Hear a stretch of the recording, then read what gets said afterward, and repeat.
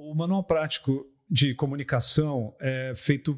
Uma vez, quando eu era garoto, eu vi uma palestra sua em São José do Rio Preto. Putz, foi maravilhoso, inspirou pra caramba. Considera o seguinte: hoje no Brasil a gente tem mais ou menos umas 150 faculdades de comunicação entre jornalismo e tudo, universidades e faculdades. Então tem uma galera estudando, falando sobre isso, estudando. E óbvio que se a comunicação cada vez ficar mais ética, ficar melhor, mais profissional, obviamente todo mundo ganha, e é para isso que eu faço eu devolvo para o mercado o que o mercado me deu.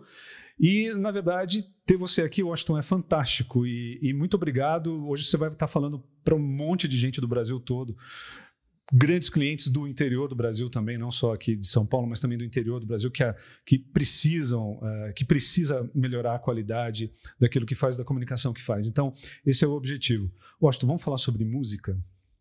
Vamos.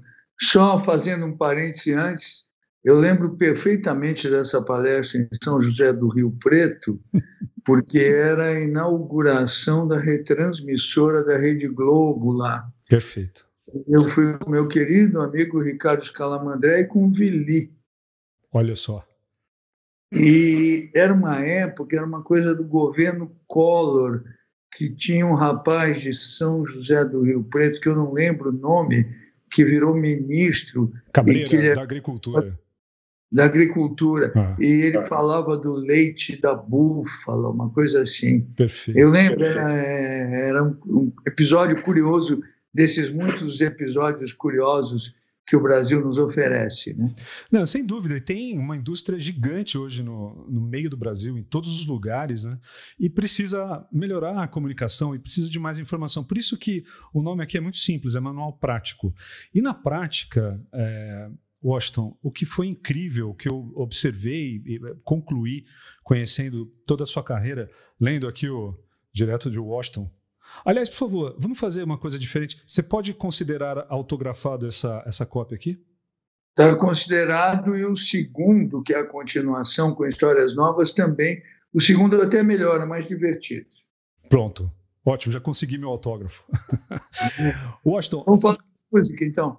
Exato. Durante um tempo, quem botou o Brasil para dançar foi o Boni, aquele teu parceiro que se você fala no direto de Washington,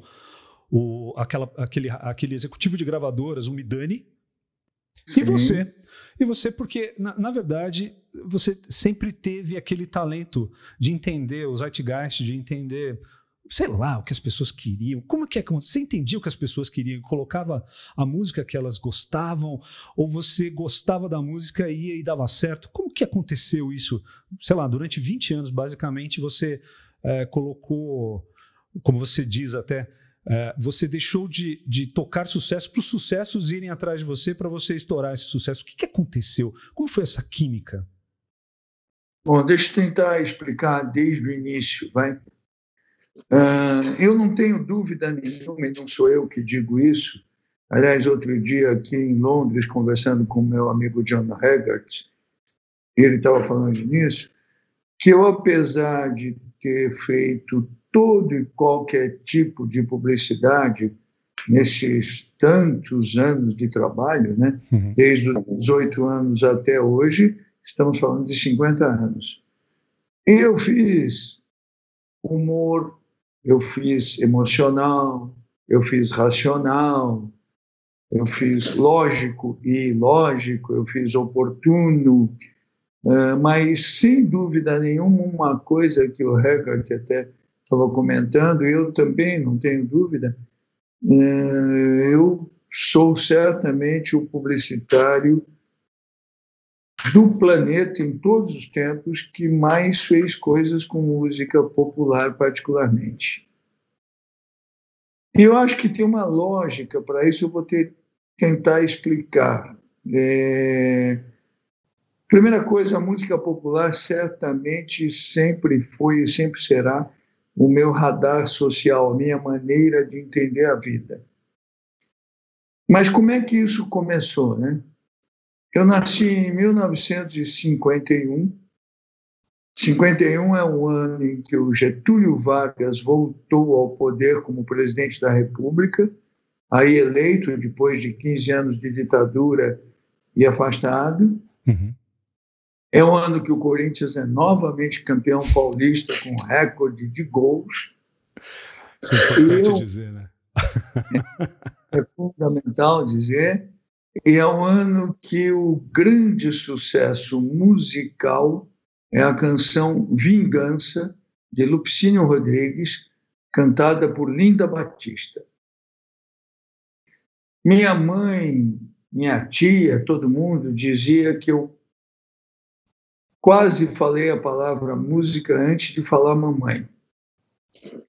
E eu era alucinado por música, e tanto assim que contavam que com 1 ano e meio de idade, já em 52, 53, que era o auge dos baiões do Luiz Gonzaga, eu cantava Calu. Calu. Calu, Calu. Então, bom, aí o que foi acontecendo? Eu sempre ligado na música popular. Aí eu não virei músico porque eu fui vítima de um acidente pavoroso. Entre os anos 54 e 56, ou seja, quando eu estava com 4, 5 anos de idade, um sujeito no Rio de Janeiro chamado Mário Mascarenhas, que tocava um acordeão muito ruim, montou uma escola de acordeão que ficou famosíssima, até porque ele colocou 1.000 meninos e meninas no Maracanãzinho tocando acordeão em uníssono, que era uma coisa pavorosa. O acordeão é um bonito instrumento se você toca que nem o Sivuca, Perfeito. que nem o Dominguinhos, que nem o Gilberto Gil. Perfeito. O acordeão foi instrumento do Moraes Moreira. Mas aquele acordeão em uníssono com o contrabaixo esquerdo tocado é pavoroso. Esse Mário Mascarenhas, ele incentivava isso. E aí, os tais 1.000 acordeões tocando no Maracanãzinho apareceram na capa do Cruzeiro e da Manchete, que eram as grandes revistas da época.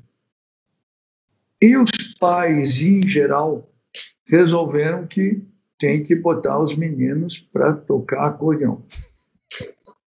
Eu, com 5 anos de idade, fui vítima disso. Eu, com 5 anos de idade, eu carregava um acordeão Scandale 120 baixos. Com 12 anos de idade, eu fui o mais jovem formando de acordeão, e aonde eu, não vou dizer executei, eu trucidei o coitado do Guarani, do Carlos Gomes, porque como eu era o formando mais novo, me puseram para tocar o Guarani no Municipal. Eu tocava muito, muito mal. Tanto que eu me formei e resolvi que não ia tocar mais coisa nenhuma na minha vida. Mas aí eu já era um fanático por música, diziam até que eu teria um ouvido absoluto, não sei se é verdade e tal. Aí, nesse início da quase adolescência, ainda na infância, eu sou adoravelmente atropelado pela bossa nova. Aí aparece o João Gilberto e ele diz, bom, agora tá bom isso aqui. Eu acho que sempre acontece uma coisa, você estuda algum instrumento musical principalmente porque você quer seduzir alguém. A história dos instrumentos musicais, assim, os grandes pianistas clássicos eram para encantar as moças da corte. Os pianistas da bossa nova era para ver uma moça bonita sentada em cima do piano. O violão, muito encantador, e o violão, além de tudo, portátil, né? Ele é bom de cantar e bom de carregar. A guitarra, ou até os trompetes do Chet Baker, sempre está atrelado àquela coisa da sedução, do encanto, coisa que um acordeão, do jeito que eu tocava, não tinha de jeito nenhum. Né? Até porque eu tocava um acordeão que de uma maneira pejorativa era chamado, o que eu acho feio hoje, porque eu adoro, mas era chamado de sanfoneiro, não era de acordeonista. Entendi. Não tinha nada a ver, inclusive, com Aníbal Troilo, na Argentina, com Astor Piazzolla, grandes profissionais desse instrumento. Bom, aí o que aconteceu? Eu, tarado pela música popular, eu começo a me relacionar com a música de uma maneira obsessiva, pego a minha adolescência no início de coisas como o fino da bossa. Eu conheci a Elis, que era 7, 8 anos mais velha que eu, quando eu tinha 14 anos de idade. Caramba. E aí eu vou me ligando à música popular, aí começo a gostar dos Beatles e dos Rolling Stones, da Janis Joplin e do Jimi Hendrix. E aí, antes de fazer 18 anos, eu passo a ser um frequentador das gravações do Divino Maravilhoso, programa do Caetano, o Gil e dos Tropicalistas, que é quando eu fico amigo do meu querido e amado Jorge Ben, na época Jorge Ben Joruge. Desde essa época você conhecia o Jorge Ben? Eu conheci também Caetano, Gil, todo mundo dessa época. Poxa vida. E eu tinha 18 anos de idade. O Jorge, nessa época, eu matava muita aula, né? Eu tinha aprendido a ler e escrever muito cedo, então eu tirava escola de letra. Aí eu matava a aula e queria levar as meninas para ir num lugar, isso no inverno, na Rua Augusta, chamado Iara, que tem uma canção do Jorge dessa época chamada Menina Gata Augusta, Menina Augusta Gata, que fala Iara e vai para o Iara lanchar. E aí eu tinha aquela relação toda com a turma da música popular, meus amigos, e eu começo a perceber claramente que a música popular era o lugar que me fazia entender a vida. Por quê? Porque eu aprendi que eu queria ser publicitário com 14, 15 anos de idade, porque eu queria muitas coisas. Como eu tinha aprendido a ler e escrever muito cedo, eu queria trabalhar com alguma coisa que lesse e escrevesse. E como meu pai era vendedor, eu queria trabalhar com alguma coisa que vendesse. Eu falei, onde é que mistura as duas coisas? Na publicidade. É isso. A geração anterior já tinha feito muita coisa de profissionalizar a publicidade brasileira. Nós estamos falando de geração anterior, os DPZ, estamos falando do Boni, estamos falando do Mauro Salles, um monte de gente, do Alex Noto, que fez 95 anos outro dia. Exato. Bom, aí Perfeito. Eu tenho o privilégio de começar muito cedo na publicidade. E aí, com a música popular, já meu radar social, os meus amigos, muitos ligados à música, os festivais, isso e aquilo. E quando eu vou para a DPZ, bem no início da minha vida, eu começo a fazer muita coisa com música popular, que vira um absurdo, porque não é a coisa que eu fiz mais, mas é muita, muita, muita. Ó, tentando relembrar, por exemplo, os primeiros comerciais com música internacional no Brasil foram Hollywood, e fui eu que fiz. Just for tonight, if you stay with me, why don't we try to fly so high again? Just for tonight, when I will fly into the burning light, open your heart and make it feel just right, 'cause I've got to know you're with me, leave me in my soul. Hollywood, o sucesso. Nem me fala. Era incrível ver aqueles filmes com aquelas músicas. Eu basicamente hoje dei uma olhada em todos, dei uma relembrada. Isso é Hollywood, o sucesso. E era bem incrível.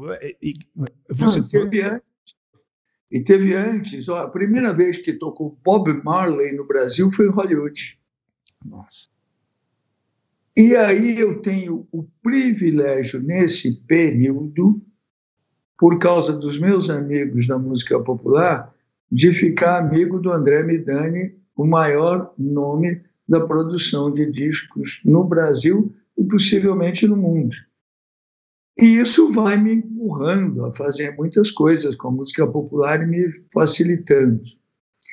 Muito curioso é o seguinte, que se você pegar o meu trabalho inteiro nesses 50 anos, em que sempre tem música popular, desde o primeiro dia até ontem, tem pouquíssimos jingles. Exatamente. Eu ia te perguntar sobre isso, Washington. Você escolhia um biscoito fino, uma coisa boa, e dava para as pessoas no comercial e acreditava nessa mensagem. Como que foi isso? Como que foi? Isso foi ao acaso? Não, tem pouquíssimos jingles. Olha, na geração anterior à minha, você tem momentos dos jingles que são inacreditáveis, como, por exemplo, o jingle da Varig, Estrela Brasileira de Norte a Sul. Ou Café Seleto, que tem uma linha melódica. Ou Tá na Hora de Dormir, Não Espere Mamãe Mandar. Você tem jingles notáveis, inclusive quem fez alguns jingles espetaculares foi o Boni, quando ele fazia, antes da Rede Globo, a publicidade da Varig. Tipo, Seu Cabral vinha navegando, tudo Boni. Quando eu fui para a DPZ, eu já tinha na cabeça a história da música popular. E os meus poucos trabalhos com jingles e bons, na verdade, foram por causa do Petit. Porque o Petit tinha desenhado 2 personagens que eu participei como coadjuvante, ele que fez, que foi o Frango da Sadia, o frango mais veloz do mundo, e inclusive fisicamente a cara do Petit, um autorretrato. E o rinoceronte do Duratex, da Duratex. Esses 2, eles tinham jingles. E eu acabei participando disso, e mais alguns jingles, mas do tamanho do meu trabalho, a proporção dos jingles do meu trabalho é minúscula. Aí eu começo com a coisa da música popular, que eu queria música popular porque eu achava que a gente podia ter a coisa de misturar venda com formação de cultura. Nessa época eu não tinha o racional disso, mas o intuitivo me dizia isso. Aí eu vou no Hollywood e tal, aí começo a fazer alguns momentos realmente muito bons. Se você pegar, por exemplo, Xambinho, Queijinho do Coração, com Carinhoso, Pixinguinha. Nossa. Xambinho da Chamburci, Xambinho, o queijinho do coração. Meu coração, não sei porquê, bate feliz quando te vê, e os meus olhos ficam sorrindo, e pelas ruas vão te seguindo, mas mesmo assim foges de mim. Vem matar esta paixão que me devora o coração, e só assim então serei feliz, bem feliz. Xambinho, o queijinho do coração, vale por uma declaração de amor. Meu coração. É muito bom. É muito bom. É muito bom. Você tem caixa eletrônico de Itaú, chamava Banco 30 Horas, que eu fui apelidar ou dar o nome lá no Unibanco, mas o caixa eletrônico que ficava aberto noite e dia, eu fiz um comercial com a música Night and Day, que é um sucesso do Sinatra. E aí eu vou criando uma disciplina filosófica de como usar a música na publicidade, com a ideia de que ela, além de tudo, acrescente algo de mais nobre, mais legal àquela mensagem. É muito curioso, porque aí eu já estou amicíssimo do André Midani, que virou meu pai. 2 caras que mais me influenciaram na história da comunicação são, sem dúvida nenhuma, o Boni e o André Midani. com todos os amigos publicitários que eu tenho no planeta, os 2 que me influenciaram mais são 2 homens de comunicação. Aí um dia eu já estava bom nisso, eu já sabia fazer isso. O André Midani falou para mim, ô menino, ele me chamava de menino, né? É uma pena você ter ido para a publicidade, que é uma coisa muito nicha e muito vulgar. Você deveria trabalhar com a música, que é muito mais importante, e você ia ser muito mais importante que eu e que todo mundo.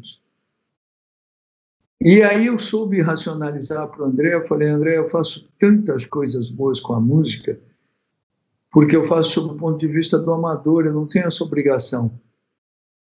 Eu sou um publicitário que de vez em quando mexe com a música, como mexe com outras coisas. Então eu não tenho a tua obrigação de ser o presidente da gravadora que acerta todas.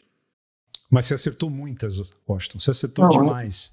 Eu comecei a acertar, que é uma loucura. Exato. Porque aí na DPZ foram muitas, na W, por exemplo, tem coisas que são... E aí eu, muito amigo da turma da música popular, né? Na W, por exemplo, e ele é meu amigo até hoje, tivemos aqui em Londres juntos, eu fiz a única campanha de publicidade do Roberto Carlos, que era uma campanha que ele me pediu para fazer que não parecesse campanha, que é uma campanha chamada Esperando o Rei, que parecia jornalismo. Olha só. Era uma série de matérias, assim, estamos na loja tal e daqui a 20 dias deve sair um novo disco do Roberto Carlos. Esperando o Rei. Parecia jornalismo.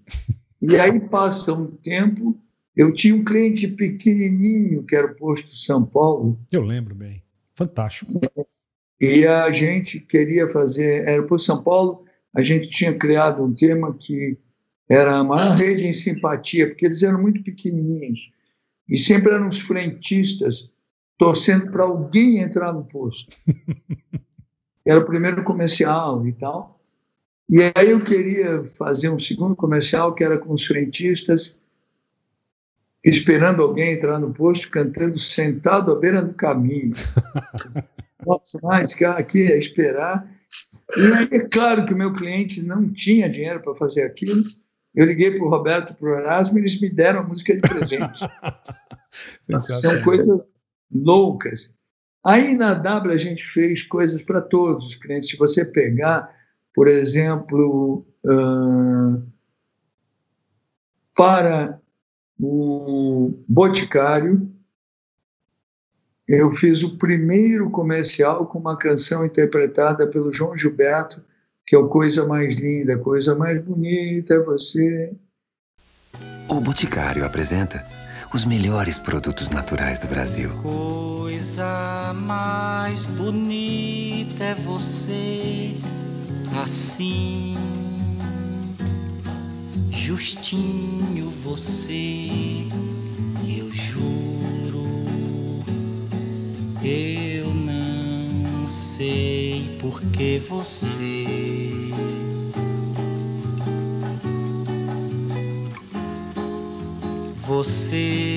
é mais bonita que a flor, quem dera a primavera da flor tivesse todo esse aroma de beleza. Boticário, coisas tão bonitas e tão naturais quanto você. A natureza numa forma de mulher.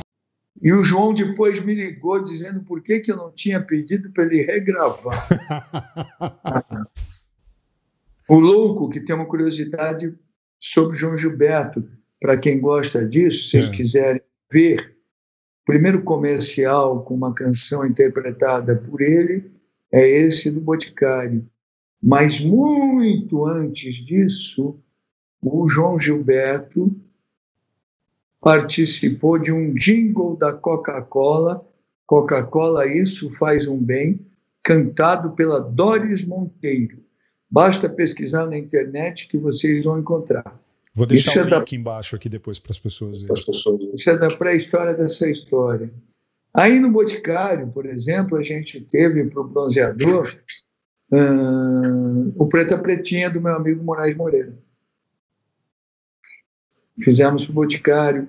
Para o Boticário, por exemplo, a gente fez uma campanha de Dia dos Namorados só com casais se beijando, e eu sabia que tinha uma gravação maravilhosa da Marilyn Monroe cantando Kisses. Isso dá para você botar também ilustrando aí. E aí isso foi se misturando o tempo inteiro, né? As minhas amizades, é uma coisa muito curiosa, porque a gente sabe, a primeira vez que tocou A Gente Somos Inútil no rádio, na gravação do Traje, foi porque André Midani me deu a gravação e eu dei de presente para o meu amigo Osmar Santos, que tocou no Balancê. No programa Balancê, tá certo. Assim como a primeira vez que tocou Gabriel Pensador, Eu Vou Matar o Presidente, foi porque a mãe dele, a Belisa, me mandou e eu dei para os meus amigos da rádio. Ou seja, não só comercial, você foi também tabelando com os veículos de comunicação, colocando... Agora, eu acho que você sentia alguma coisa quando você ouvia? Era puro feeling ou você tinha... Era mais feeling artístico mesmo do que qualquer outra coisa? Eu acho que tem um natural feeling com você disciplinar o intuitivo. Eu tenho, por exemplo, alguns casos de coisas que eu fiz sem querer com música popular. Eu estava em Saint-Barthélemy, lugar chique, bacana, na época ainda mais, tem anos atrás, para um Natal e Réveillon, eu com minha mulher, a Patrícia e tal, e eu tinha saído do Brasil com um briefing, mas eram férias aquele, que era criar a nova campanha de Triton. Triton era uma grife voltada para os adolescentes dos irmãos do Eck, o Tufi e o Isaac. O Tufi tocava a Fórum e o Isaac a Triton. E eles queriam rejuvenescer a marca de jovem. E eu tinha isso como obrigação. Aí eu fui de férias.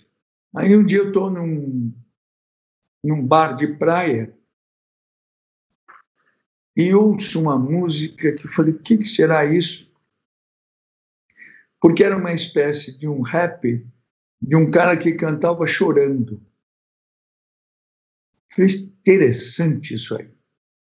Fui no DJ, perguntei o que era, ele falou, isso é um cara, só eu tenho, ele chama Papa Sam. Eu falei, como é que chama a música? Ele falou, Mad Mad Crime. Eu falei, puxa, onde é que eu compro? E o DJ, muito simpático, me deu o que naquela época ainda se chamava um compacto de presente. Eu trouxe, eu falei, bom, achei a campanha da Triton. Seria o quê? Aquela música, um desfile de moda com gente chorando. Liguei para o Valtinho Moreira Salles, falei, Valtinho, quer produzir esse negócio? É um desfile de moda com gente chorando. E o Valtinho fez um casting excepcional com gente de todo tipo, homens, mulheres, gordos, magros, héteros e gays, estranhos e não estranhos e tal, com aquela música chorando e desfilando.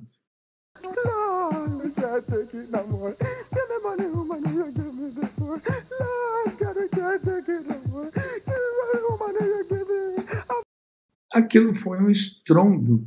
E eu que nunca, eu sempre fugi dos anglicismos, eu falei, para esse público pode ter um deboche bom, botar um anglicismo, e eu botei uma assinatura assim, Don't Cry, use Triton e Smile.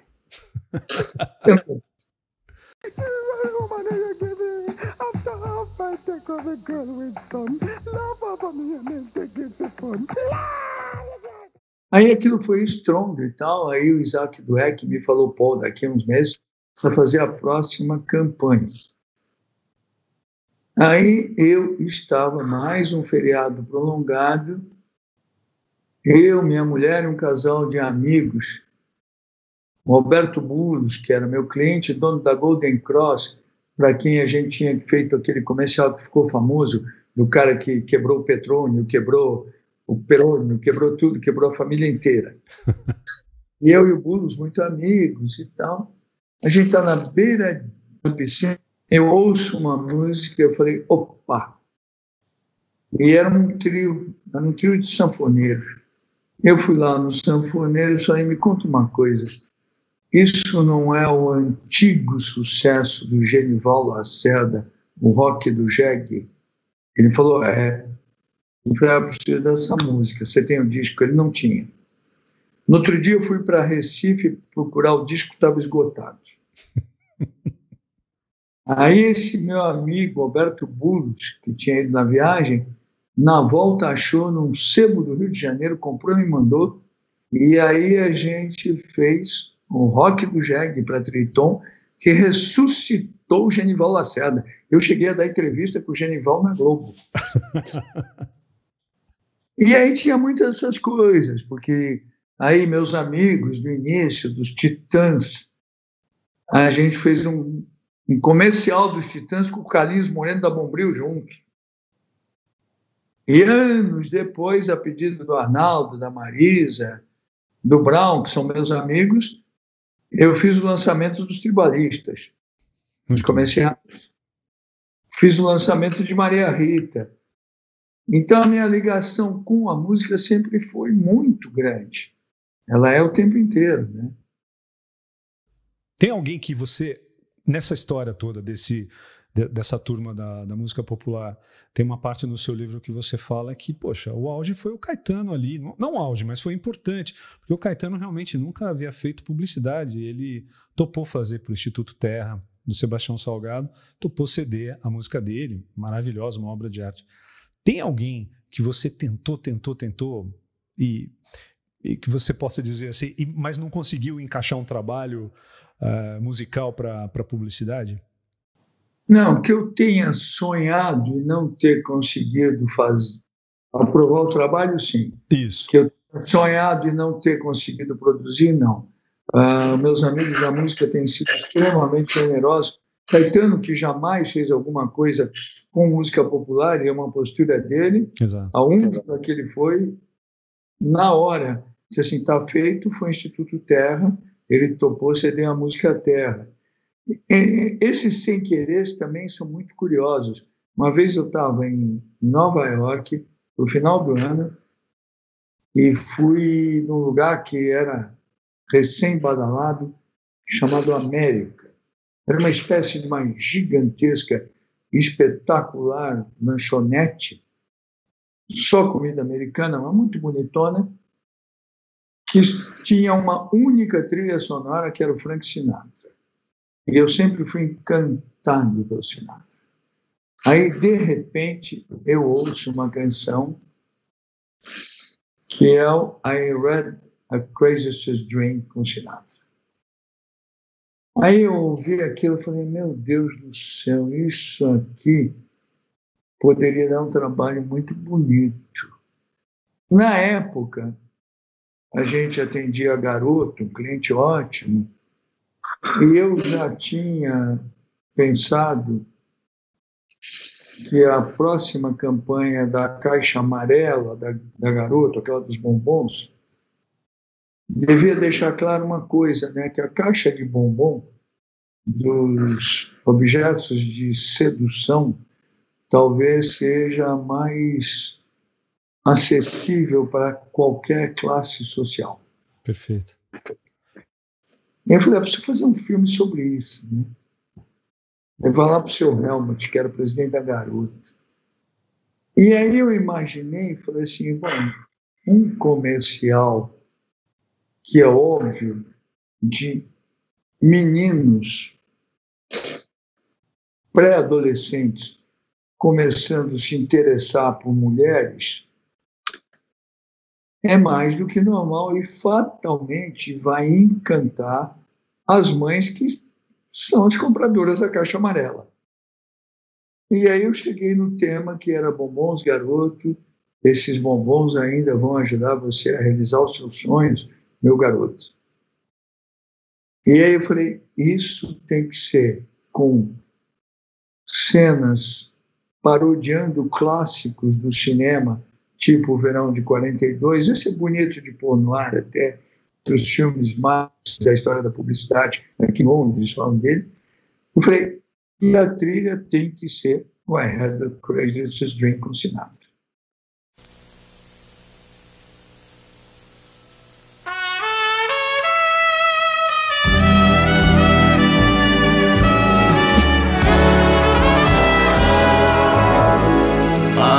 the craziest dream last night. Yes, I did. I never dreamed it could be. Yet there you were, in love with me. I found your lips close to mine, so I kissed you, and you didn't mind it at all. When I'm awake, such a break never happens. How long can a guy go on dreaming? If there's a chance that you care, then please say that you do. Say it and make my craziest dream come true.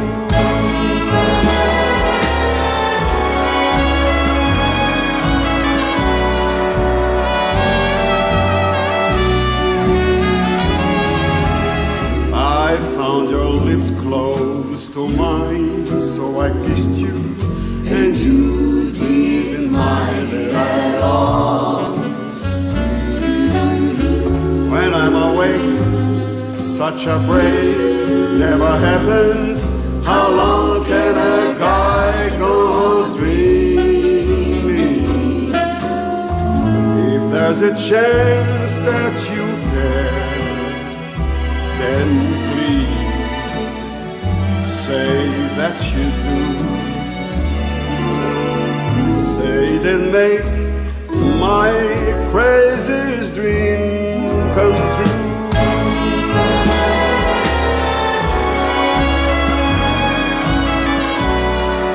Bombons Garoto. Estes bombons ainda vão ajudar você a realizar seus sonhos, meu garoto. Aí eu volto, né, Nova York, chamo o Julinho Xavier da Silveira e falo: Júlio, vamos fazer um layout com cenas do cinema, tipo Verão de 42, o menino olhando as pernas da mulher enquanto ela troca a lâmpada.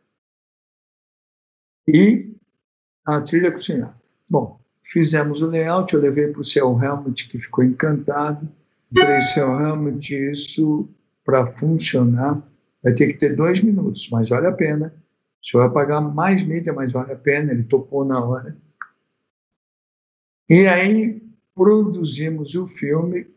Sempre isso envolve, quando você usa a música, a compra dos direitos autorais e do que se chama de fonomecânicos. Depois que eu comecei a fazer muito isso, até muitos artistas passaram a ceder os fonomecânicos, percebendo que ganhavam mídia com isso. Anteriormente não existia. Mas aí aconteceu o seguinte: a gente compra os autorais e descobre que o Sinatra não permitia de maneira alguma que fosse usado qualquer fundo mecânico dele em publicidade. Aí, em São Paulo... Ou seja, só para explicar, na verdade, tudo bem, a música poderia acontecer, mas nunca na voz dele. E nem no arranjo dele. Não, na voz dele. Na voz dele. E a gente precisava daquilo, né? E aí, o Vicente Salvia, que era um brilhante maestro, que era quem a gente tinha eleito para fazer o arranjo da canção, e descobriu alguém e falou: tem um cara que tem mania de Sinatra, ele se veste que nem o Sinatra, ele se penteia que nem o Sinatra, ele corta o cabelo que nem o Sinatra, e ele imita o Sinatra perfeitamente. E na gravação do comercial, quem canta é esse Sinatra. Que nunca, ninguém acha que não é o Sinatra, mas se você ouvir as 2 gravações, você repara. Aí é muito curioso pelo seguinte: passaram-se alguns poucos anos e eu tinha que continuar a campanha da caixa amarela da Garota. E aí eu acho que o legal na publicidade, né, é quando você cumpre as funções de vender produtos, construir marcas e tal, mas coloca uma coisa bacana na vida das pessoas. Eu falei, pô, naquele da Caixa Amarela, a gente já contou para os meninos quem era o Sinatra, né? Vamos continuar com isso? E aí o segundo comercial, aquele Portas, que é maravilhoso, que tem a minha amiga Paula Toller cantando Fly to the Moon. Para também ter uma outra praia Sinatra e tal. Para mostrar para as meninas também, né? E aí teve essas coisas todas. É claro que no meio disso tudo, o projeto maior que eu fiz foi o Haider. O Haider é uma loucura, porque o Haider é um processo de releituras. O que é uma releitura? Você pega uma canção que todo mundo ama, todo mundo adora, e pega alguém que todo mundo ama e que todo mundo adora e nunca cantou aquela canção e reinventa aquela canção com aquela pessoa. Como que foi esse insight? Como que foi esse insight? Como que apareceu isso? Isso foi... Eu te conto a história inteirinha. Haider já era um grande sucesso, né? Já vendia em torno de 7, 8 milhões de pares por mês. Quando você vende 7, 8 milhões de pares por mês, significa que você está no pé dos granfinos, do paulistano ou do Harmonia, e está no pé do sujeito que está cometendo um assalto, é normal. E aí a gente chegou à conclusão que Haider não podia ser nem para rico nem para pobre, que Haider tinha que ser pop. Porque o que é pop? Pop não é para rico nem para pobre, é que nem Coca-Cola. Coca-Cola é para rico? É para pobre? Não, é pop. E que para ser pop tinha que estar atrelado à música.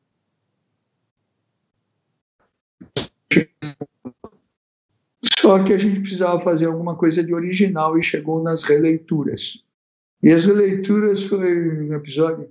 Para você ter uma ideia, nas releituras, realmente, por isso que o André Midani ficava falando que eu ia ser bom de homem de disco, releituras, além de milhões e milhões de Haiders, 19 gravações viraram um disco de ouro. Nossa, 19. A primeira foi os Paralamas refazendo Que Maravilha, do meu amigo Jorge. E aí tivemos de tudo. Lulu Santos, fazendo um Tim Maia. Eu tinha sempre, o filosófico era assim, a gente elegia o que gostaria, aí eu ligava, alô, Tim Maia, como é que você está? Teu amigo Oscar.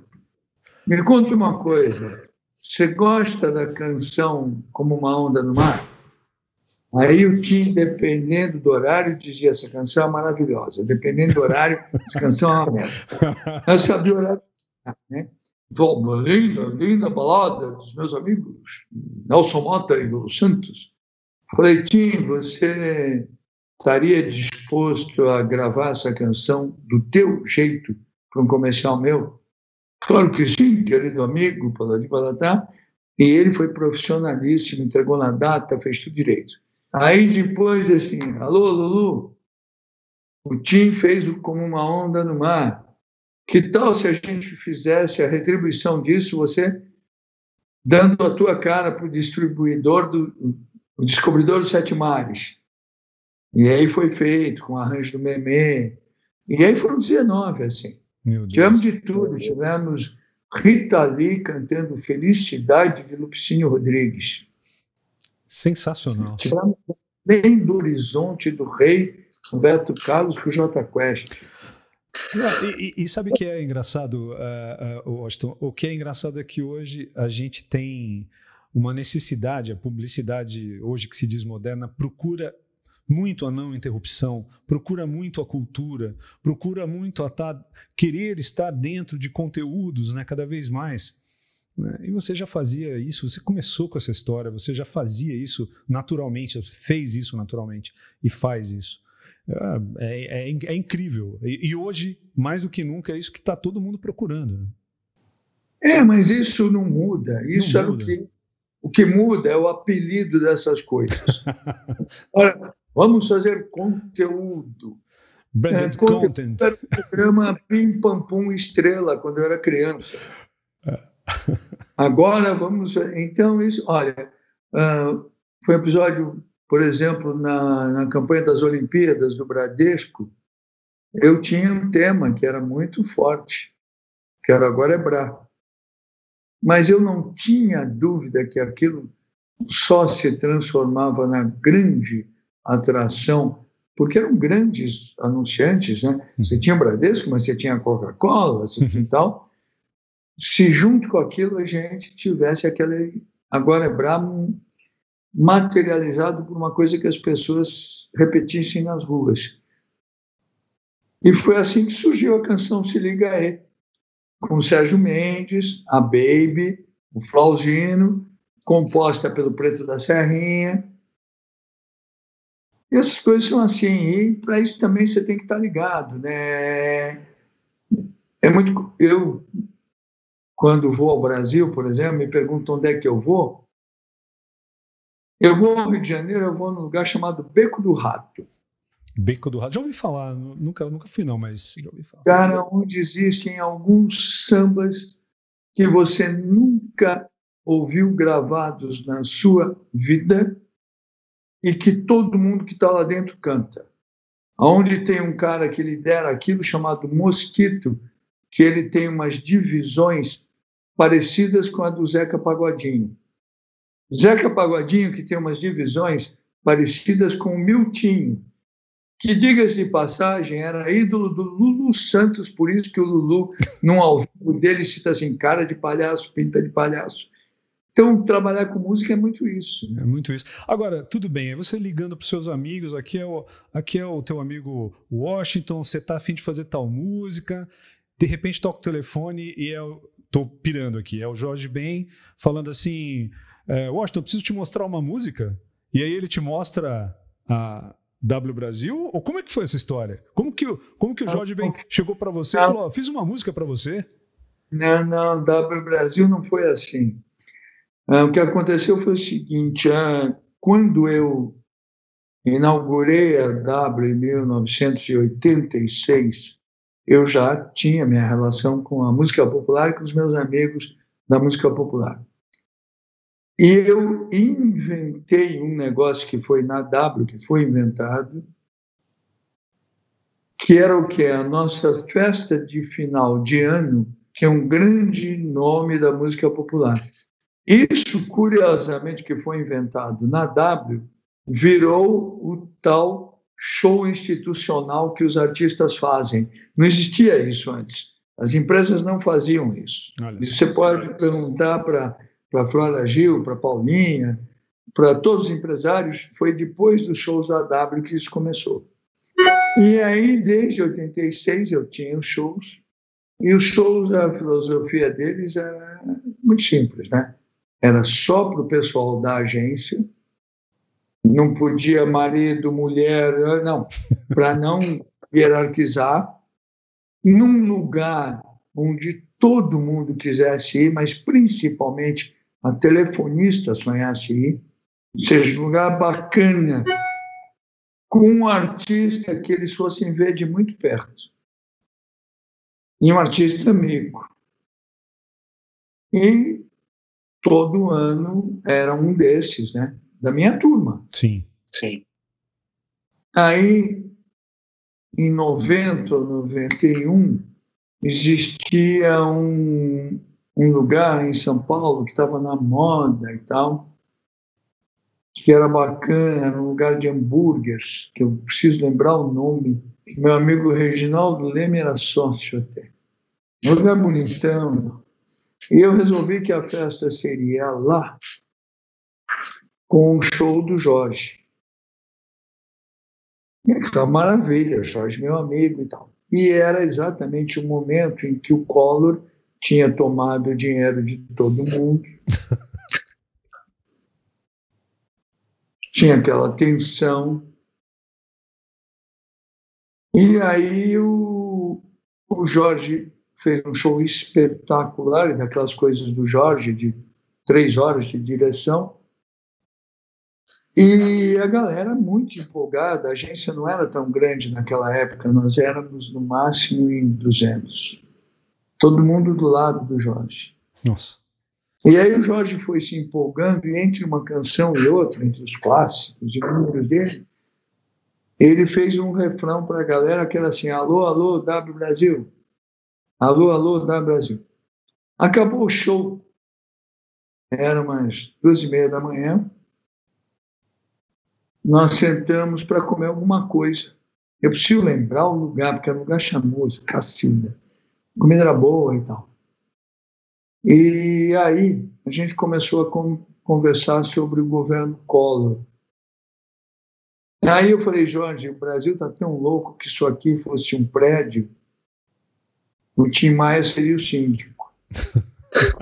Aí o Jorge falou para mim, o Jorge é muito amigo, era muito amigo do Tim. Você não acredita, ele queria ser síndico do prédio dele.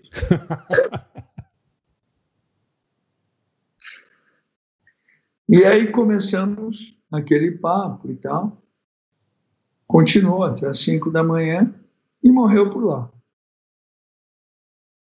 Passaram-se uns 3, 4 meses, o Pena Schmidt, que era um belíssimo produtor, meu amigo, porque trabalhava para André Midani, na Warner, para Nelson Mota e tal, me liga e fala: Washington, ontem teve um show no People. People era um lugar no Rio de Janeiro, que o Jorge cantou uma canção nova ao vivo chamada W Brasil, que é uma loucura, e falou de você.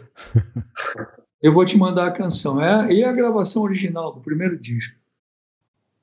E aí o Alô, Alô, W Brasil é o quê?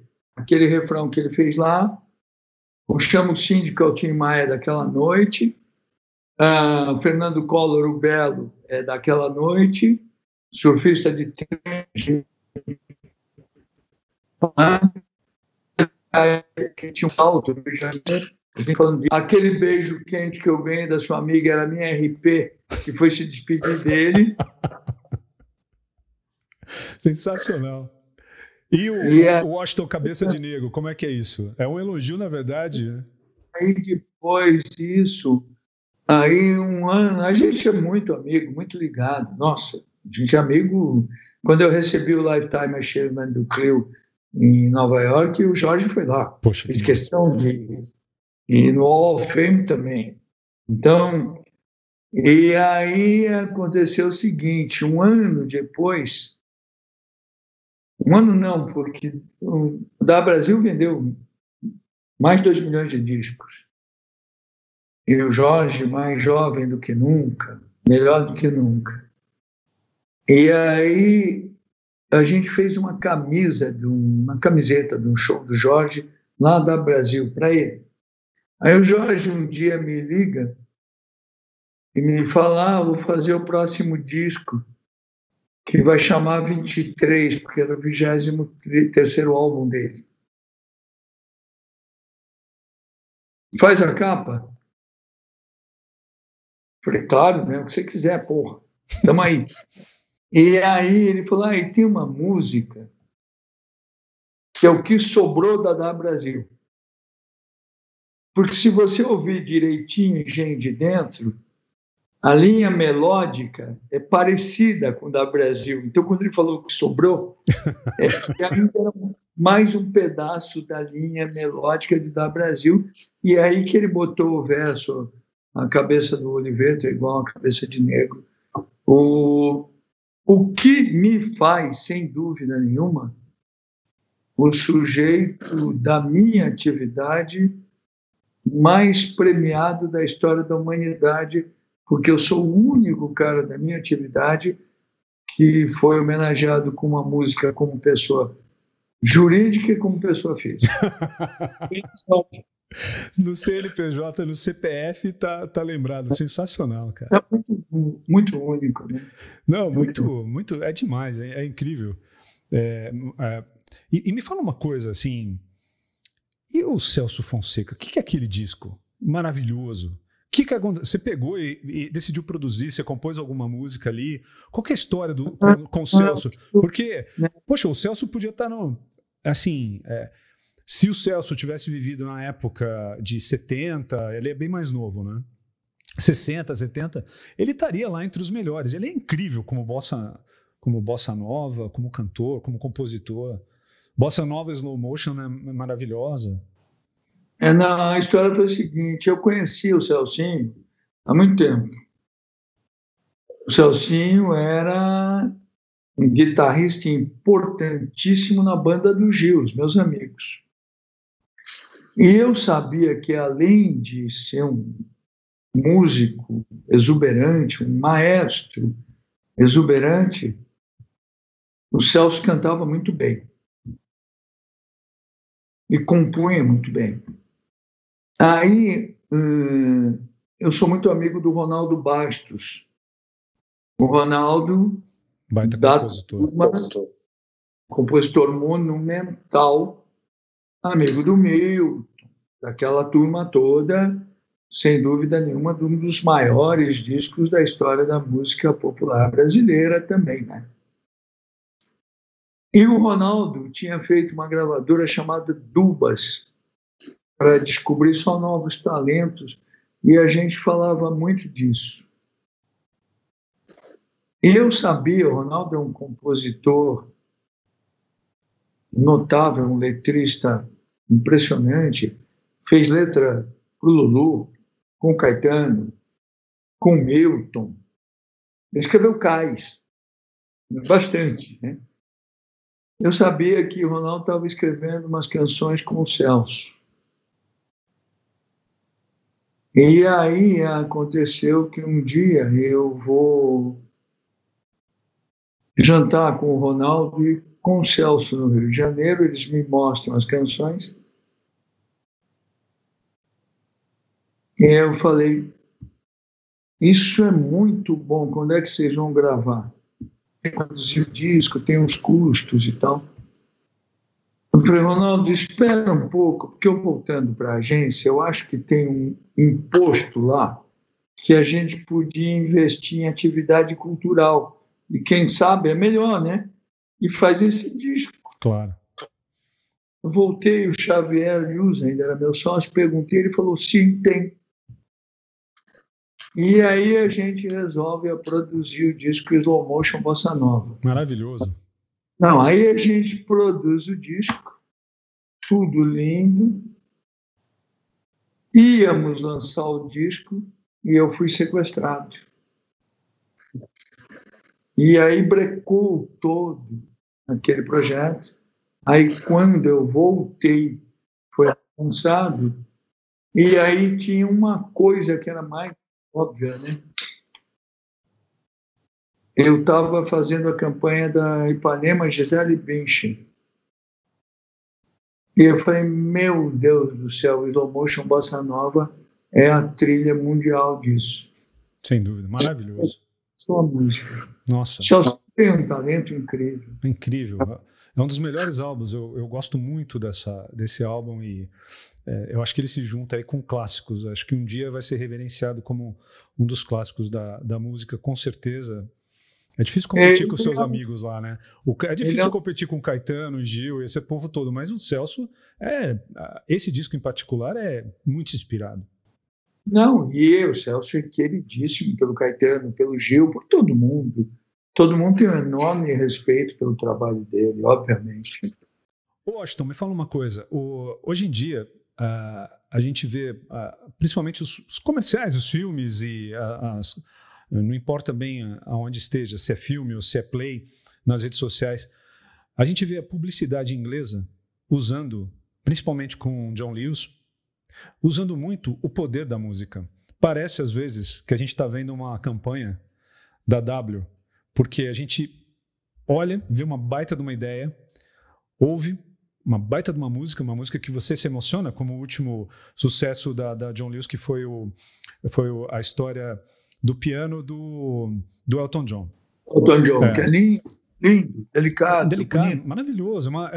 Na verdade, é um presente, né, para todo mundo, inclusive com a música. E isso é completamente up-to-date. O que falta para a gente voltar a ouvir música de qualidade aqui nesse Brasilzão? O que falta? Você acha que...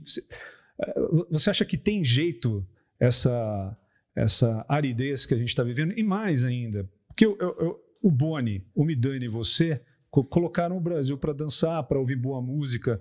Você ouvia na abertura da novela, você ouvia a Marina, você ouvia, enfim, coisas maravilhosas. E hoje a gente não tem mais isso. Mas não tem aqui, porque no mundo tem. O que você acha sobre isso? Você pensa sobre isso às vezes? Ou esse é só um sentimento bobo meu que sinto falta dessas coisas? Eu concordo totalmente com você. Te diria o seguinte, inclusive, hein? Que foi o papo que eu tive com o Haggard sobre isso. Os ingleses, antes de eu começar a fazer isso, e depois, historicamente, são os que mais fizeram. Exato. Eu sou o que mais fez individualmente, sem dúvida. Mas todos os bons ingleses, em alguns momentos, assim, o David Abbott fez.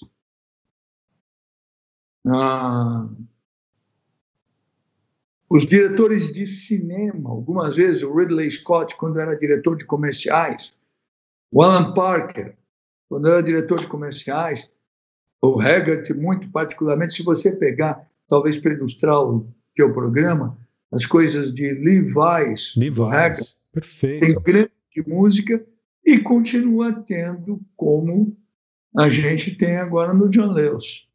Exatamente. Ou como terá em outras campanhas. Aliás, ontem me perguntaram qual é a minha trilha sonora do isolamento. Não sei se você teve a oportunidade de ouvir, eu tenho muitas trilhas sonoras, mas a canção nova dos Stones... Não ouvi ainda, vou ouvir e vou pôr aqui embaixo. Anteontem, com um videoclipe Living in a Ghost City. O videoclipe é esplêndido, a canção é sensacional. Vou dar uma ouvida.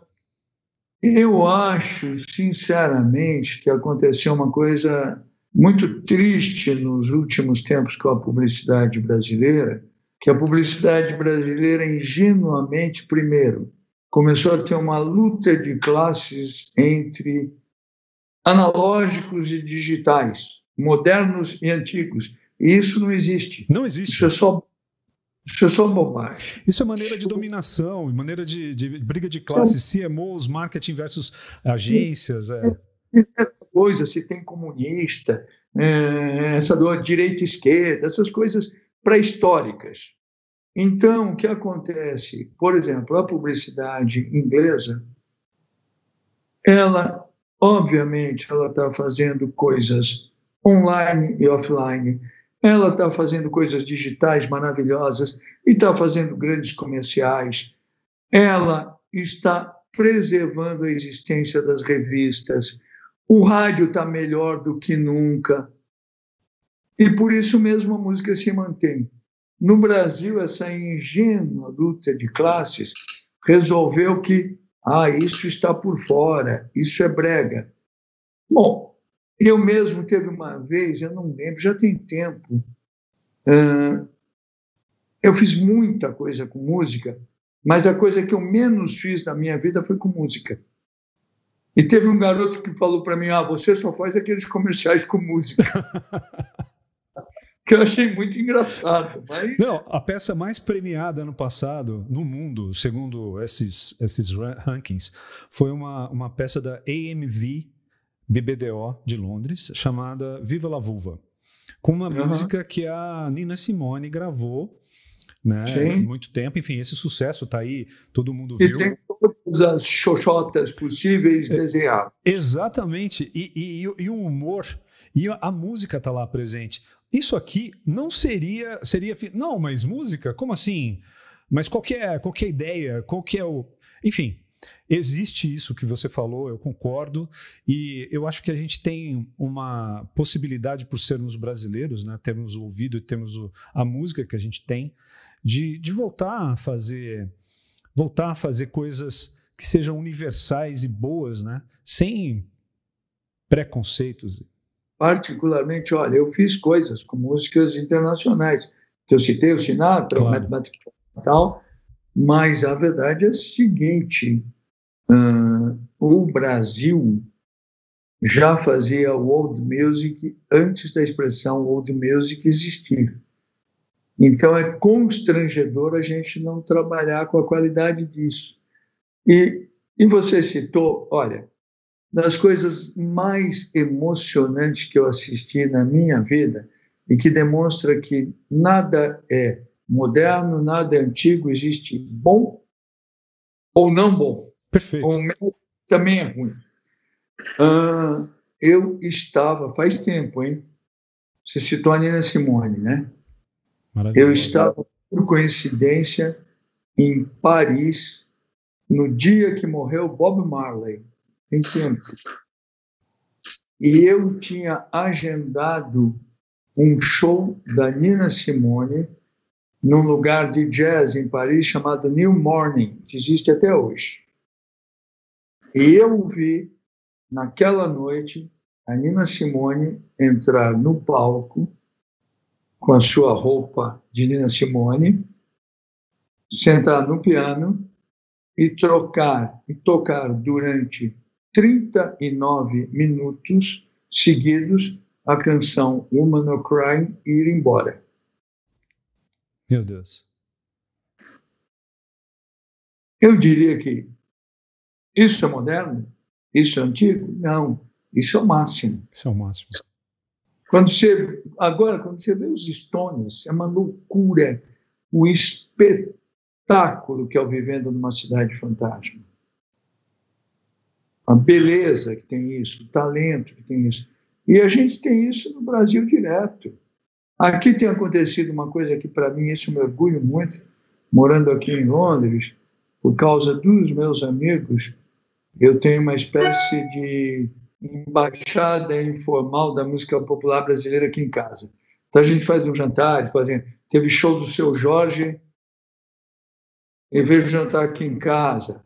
O rei Roberto Carlos, que ficou até no Hotel Corinthians, teve com a gente. Os tribalistas tiveram. Teve uns cancelamentos também agora, que foram Londres, que tem uma oferta da música muito alta. Quando existem os cancelamentos, são barra pesada, né? Quando começou o knockdown, eu ia ter, para você ter ideia, no dia 28 ou 29, eu acho que era 28 de março, Carlos Santana. Fantástico. E tinha um jantar com ele que uns amigos meus estavam fazendo. Meu Deus. Eu tinha, no outro dia, depois, minha amiga Gal Costa cantando aqui. Que eu ia fazer um jantar para ela. Depois tinha Neil Shabbat fazendo uma coisa para os meninos, em prol dos meninos com câncer. Enfim, a coisa de música é muito generosa. Você passou a vida toda tratando bem a música, agora a música também te devolve um pouco. Aqui tem tido muito isso. Nossa, outro dia eu fui num lugar que é um lugar que moram velhinhos aposentados de guerra. Muitos. E sabe o que tinha para velhinhos aposentados de guerra? Um show do Jeff Beck. Caramba. E aí eu fui lá, claro. Óbvio. E aí eu fui com meu filho adolescente, que gosta de música e tal, e a gente estava bem situado lá num lugar bacana. Aí o meu filho olhou para mim e falou, apontou para o backstage, falou: pai, aquele cara que está lá atrás não é o Eric Clapton? Eu falei: é. O Eric Clapton estava ouvindo o Jeff Beck, é claro. Meu Deus, cara. Stevie Winwood, Jeff Beck, Clapton. Né? Aí tem tudo. Aí tem tudo. Aí... Maravilhoso. Aí um dia eu estava caminhando aqui, encontrei um cara que eu fiquei amigo por causa do André Midani. Encontrei o Chris Blackwell, que é um inglês, é o único jamaicano de olho azul do mundo, porque ele é inglês, jamaicano, e ele descobriu só o Bob Marley. Ele que fez a gravadora, que fez o Bob Marley. Encontrei com ele na rua. Mas assim como se você andar no Rio de Janeiro, você vai encontrar o Preto da Serrinha, Sim. você vai encontrar o Celso Fonseca. Sim. E esses são grandes privilégios. Não, maravilha. Poxa vida. E o que você está ouvindo agora? Aí, o que tem? Você ouve Spotify? O que você está ouvindo no Spotify? O que você está... Novidades? Eu ouço música o tempo inteiro. Eu tenho ouvido algumas coisas meio simbológicas até. Citei outro dia. Eu tenho ouvido a gravação de Divino Maravilhoso da minha amiga Gal Costa, porque ela foi feita, foi criada um pouquinho antes do AI-5, e ela tem o verso: é preciso estar atento e forte, não temos tempo de temer a morte, que combina muito com esses tempos de vírus e das coisas que eu tenho lido sobre o mundo e sobre o Brasil. Sem dúvida, uma bela trilha.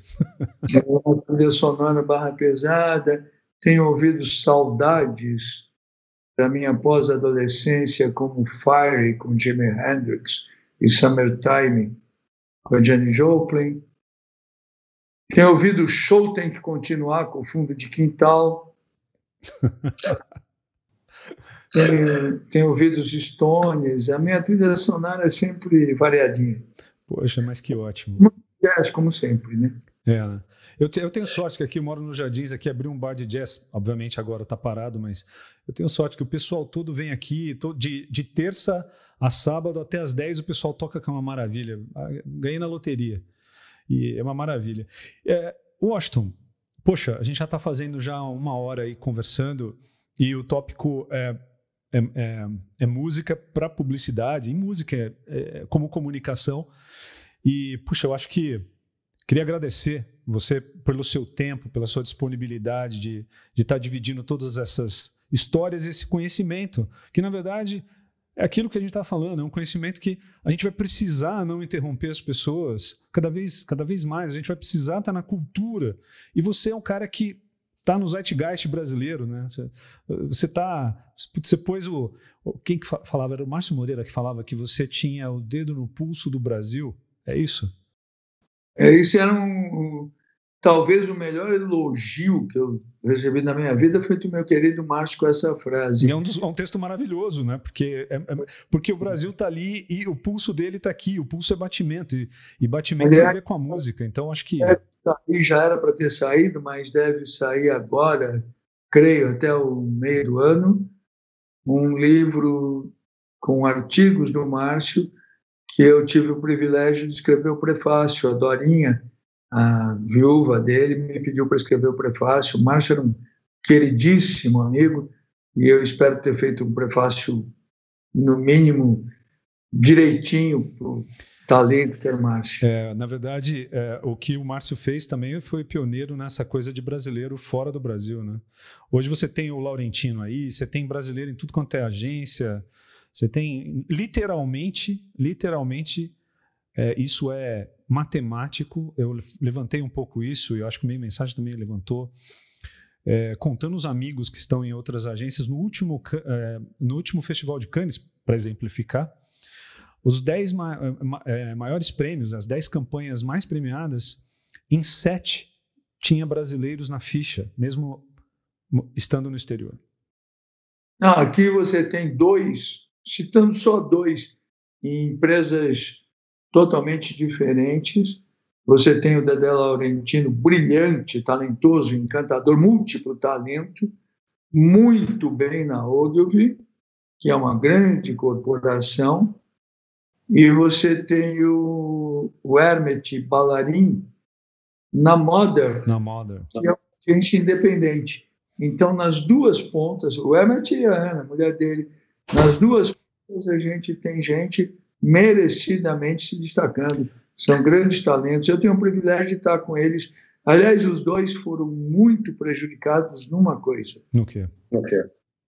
Eu ia fazer um jantar em homenagem para Gal Costa aqui na minha casa, no dia do show, e eles, o casal Dedé e Hermet, eram convidados, e eles eram loucos para conhecer a Gal Costa, e o jantar foi cancelado. Meu Deus, não, mas Depois Mas um dia Um dia rola. E, poxa, Washington, obrigado por dividir esse teu conhecimento com a gente. Dava uns 20 programas a gente conversando aqui, cara. Pô, e assim, para um fã como eu do seu trabalho, eu sou um fã, declaradamente fã, eu queria agradecer demais a tua participação aqui, o teu tempo com todo mundo. Espero que o pessoal aqui do Brasilzão, Moçambique, Angola e Portugal, que também ouvem a gente, espero que eles adorem isso, espero que eles curtam também e cada vez mais música aí em publicidade. Muito obrigado, é um privilégio estar com você. Espero que o timing, apesar do Skype, tenha saído direitinho e que você possa, inclusive, editar ilustrando essa brincadeira, que aí fica mais divertido, mesmo que demore um pouquinho mais. Eu acho que para a meninada que se interessa é bacana. Parabéns, eu assisti aquele com o Lusa, gostei muito, sou suspeito, porque eu gosto muito dele. Ele é suspeito que me elogiou no final, mas espero que você continue fazendo muitos desses. Parabéns. Obrigado, Washington. Obrigado, valeu.